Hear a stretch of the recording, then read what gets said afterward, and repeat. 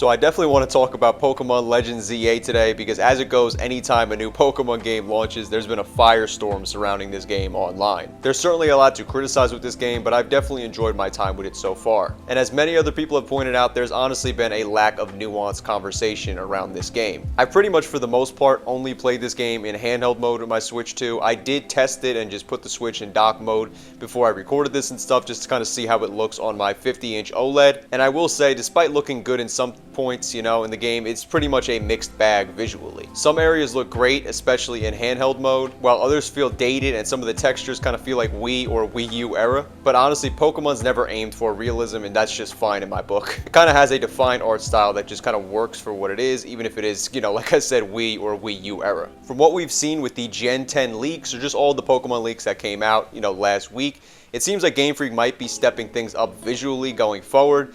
But it's also Game Freak, and those are just mock-ups, so let's hold our breath on that. Hopefully the final presentation of the game looks close, even though I'm not holding my breath. But I will say those are internal mock-ups, or just concept art that's meant for internal presentations. So one thing I will say that I won't defend is the lack of voice acting, as even, as honestly you understand that in RPGs, especially JRPGs, there's not voice acting for every single line, but just some minimal voice acting, lines that are spoken in cutscenes or in big time events, that would be appreciated and it would certainly elevate the game and the story. Gameplay wise, I do think that ZA kind of nails the Pokemon loop, or the quote-unquote Pokemon loop. It is a super addictive game to me, and I think catching Pokemon is super fun, and it feels very similar, if not spot on, to Legends Arceus and how much I enjoyed playing that game. And it does have a kind of pick up and play nature to it, where I can pick it up for about 15 minutes and grind or play a little bit or advance the story, and I have really enjoyed that. But I will say, even with how addictive it could be, the combat does feel clunky at times,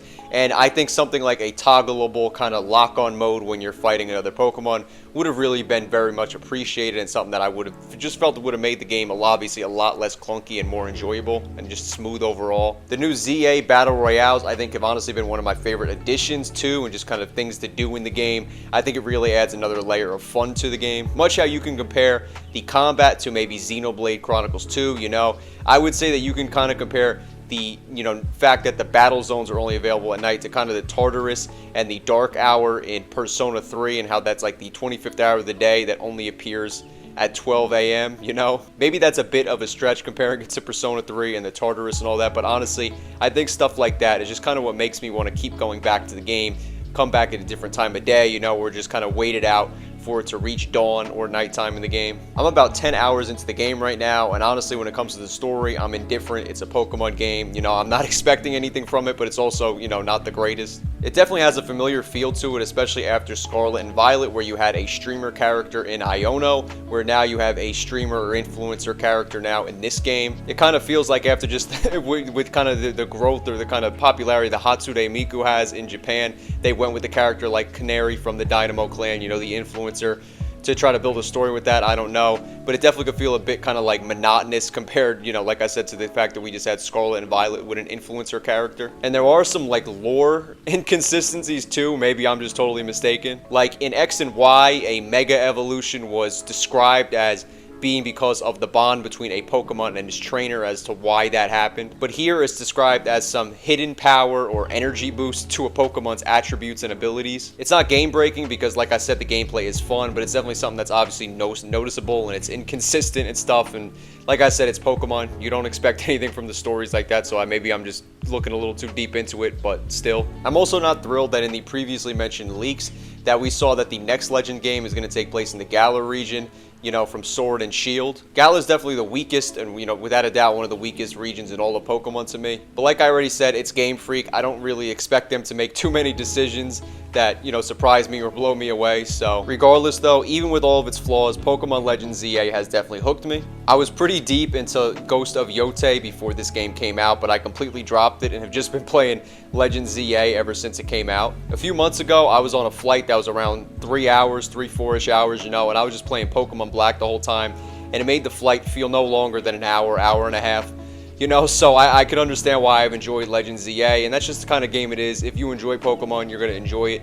You know, that's kind of why I wanted to bring that up, because it's just, if you're a Pokemon fan, this is a game you will get enjoyment out of. And this game and the gameplay loop just really reminds me why Pokemon is, you know, the #1 entertainment franchise in terms of money brought in, popularity, etc. Because even with something like Scarlet and Violet, which barely ran on the Switch 1, it sold over 26 million copies, which is insane to think about. It's, you know, the best-selling Pokemon game on the Switch 1.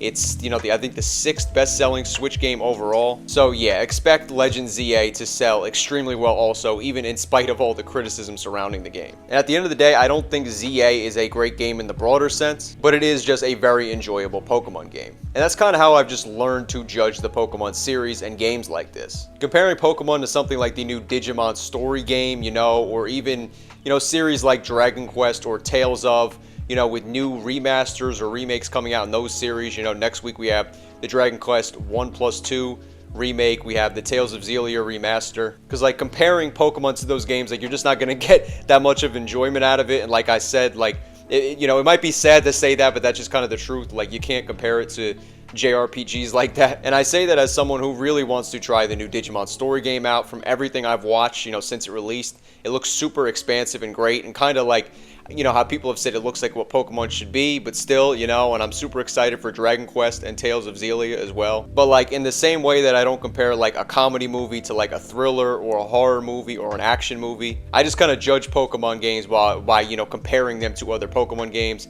You know, and while I'm somebody that's not going to make excuses for these games and their obvious flaws, I'm obviously not going to enjoy these games as much if I'm comparing them, you know, to a completely different genre of game, or just even other, you know, great JRPGs, because that's just, you know, how it goes, especially a Game of the Year contender like Expedition 33. So yeah, that's really all I got to say about this game. Have you played Pokemon Legends ZA though, and what do you think of it if you have? And also just let me know what you think about Pokemon, or what your favorite game is in the series down below in the comment section. If you liked the video, then make sure to hit the like button, as it helps me out a lot. And if you're new to the channel or returning and not subscribed, then definitely make sure to hit that subscribe button, as I have a lot of fun breakdowns, reviews, and retrospectives coming soon, especially with the fact that gaming is about to get even more stacked up with releases than it already has been. And thank you so much for watching. I am out. Peace.